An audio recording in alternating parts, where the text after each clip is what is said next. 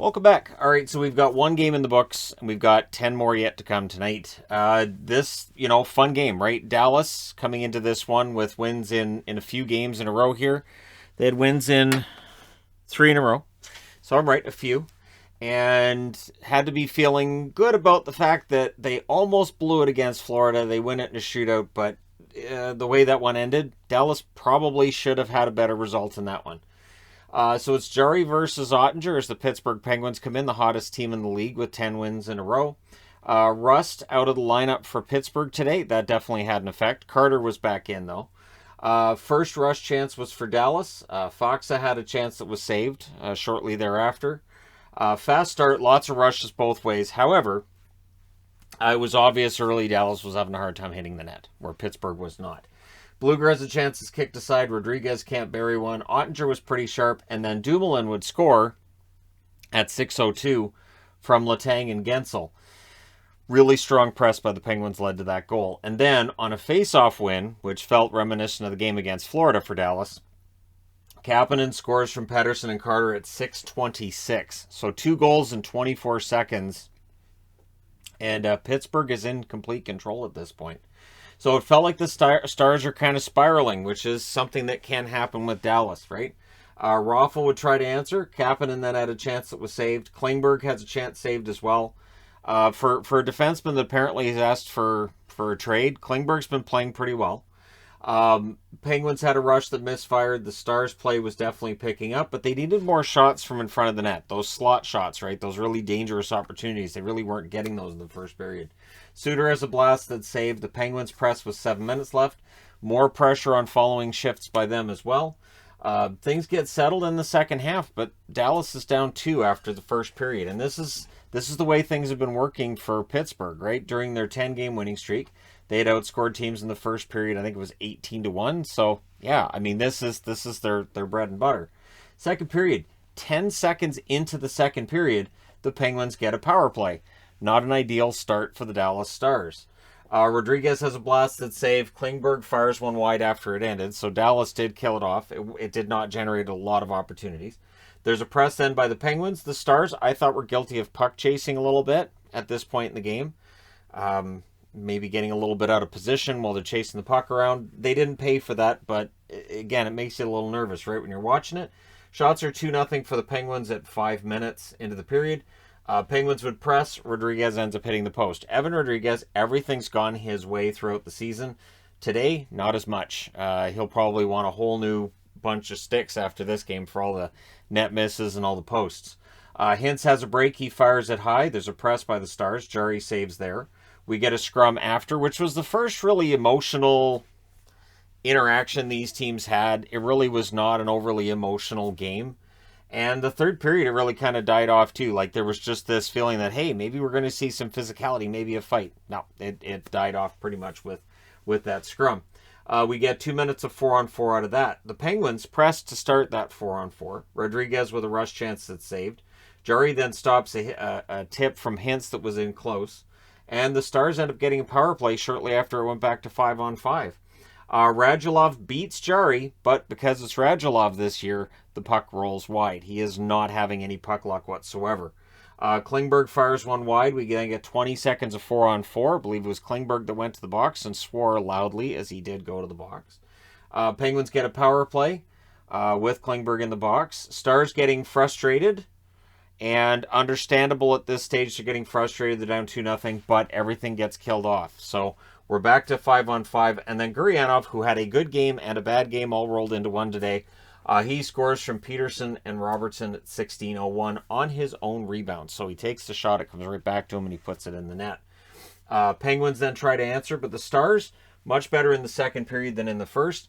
In the final seconds, a net feed to Gensel doesn't quite click. So it's 2-1 Pittsburgh after 2. Third period, early press by the Stars, but it's kept to the outside. Pittsburgh seemed to be in a prevent style defense in that third period. Just have everybody back, make sure there's no real easy paths to the net for Dallas. Crosby has a rush chance. Ottinger saves there. And you could tell he can't allow one. So they're down 2-1. It's third period. Ottinger's in a position where he cannot allow a goal.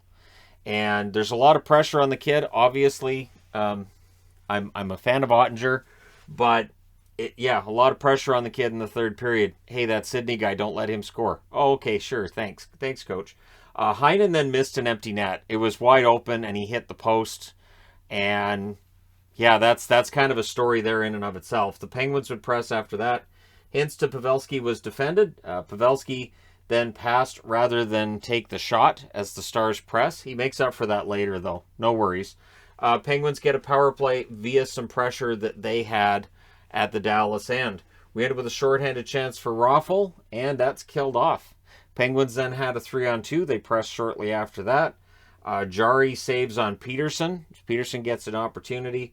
Penguins nearly caught with too many men on the ice, where one of their own players has to leap over the boards to make sure they don't get caught with too many men. If you're that dramatic about it, usually you won't get the too many men call. It's normally all right. Stars then press with 7.5 minutes left. Suitors chance misses the empty net. There was a 3-on-2 for the Stars. Letang broke it up nicely. So we're into the second half of the third period.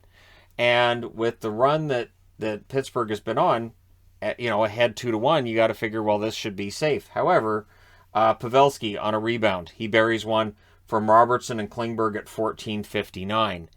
And then Dallas, just the momentum was there. The momentum was there, and you could feel that this game had changed. Pittsburgh, and the amount of energy in a 10-game winning streak, combined with guys coming in, going out of the lineup and all of this, eventually it does catch up with everybody. Hintz would score to put Dallas in the lead from Heiskanen and Robertson at 16-14. And he buried a loose puck. So Jari was down desperately trying to stop it. Hintz gets that loose puck and just puts it in the net. That was empty because Jari was down on the ice trying to snow angel that. And tough break for Tristan Jari, but good break for the Dallas Stars, who needed one. They're sitting below the playoff line, so they need some breaks, and they need for this winning streak to continue to get a little longer here. Penguins did try to answer. But the nice thing was that Dallas, and again, this is just coming from a Dallas perspective, they managed to keep the puck at the other end. And I say nice thing because against Florida, they didn't. Against Florida, it was an endless barrage by Florida until, they tied it. And so it kind of felt like they were doing something different here, keeping the puck at the other end and preventing them from getting Jari out and really getting anything set up. So Jari's forced to cover one at 154 with 154 left. Raffl has a chance that's saved. That's held with 123 left. So they didn't get the goaltender pulled until there's a minute and 10 seconds left, which now by NHL standards is about a minute later than normal. Stars were losing face-offs, though, 5 versus 6. So they had 2 face-offs in their own zone. They lost both. And that was a storyline against Florida as well. So that's something they definitely need to look at. Gensel can't bury one, saved by Ottinger. Penguins with some heavy pressure, but the Stars did clear it out with about 15 seconds left. Pittsburgh would get it back into the zone. They were unable to set up a shot before the buzzer goes. So Dallas wins this one 3-2. They go to 17-12-2 on the season. Pittsburgh with the loss 29-5, so that winning streak stops at 10. They don't get into the long winning streaks that I pointed out in the video I did yesterday, the 11 games and longer. And if they'd won 11 and then lost that 12th, they'd win the Stanley Cup. But these things happen. So the shots, you'd have to have seen the video yesterday to know. The shots are 11-7 Pittsburgh in the first, 10 apiece in the second, and then Dallas definitely took over in the third. 15-8 were the final shots for the Stars. And for the game overall, Dallas wins in that category too, 32-29. Power plays, Pittsburgh 0 for 3, Dallas 0 for 1. The hits, 25-22 for Dallas, so they outshot them and outhit them. Jari saves 29 out of 32. Ottinger, low-key having a very good season, 27 saves on 29 shots, and he improves his home record to 8-1. Very, very good at home this season, and Dallas plays well in front of him. So there you go. The Dallas Stars managed to eke out a victory today against the Penguins, and now the Penguins roll on with their road trip, and for Dallas, now they head out on the road as well, and we'll see whether or not they can keep their winning streak going, which is currently at 4 games. It is feast or famine with Dallas. Sometimes you get both in the same game. So they had nothing going on until almost the end of that second period, and at 16:01 they get on the board. And then in the last 5 minutes of the third, they managed to get 2 goals. Well, last 5 minutes and 1 second of the third period, they got 2 goals. But there you go. Let me know your thoughts in the comment section below as always. Don't forget to hit like and subscribe if you're browsing your way through. You just happened upon this video. And the bunny rabbit you're seeing there is actually gray, light gray color, not white. I've saw some comments, and I know that the look from the window and everything, he looks kind of white, but he's actually a light gray color.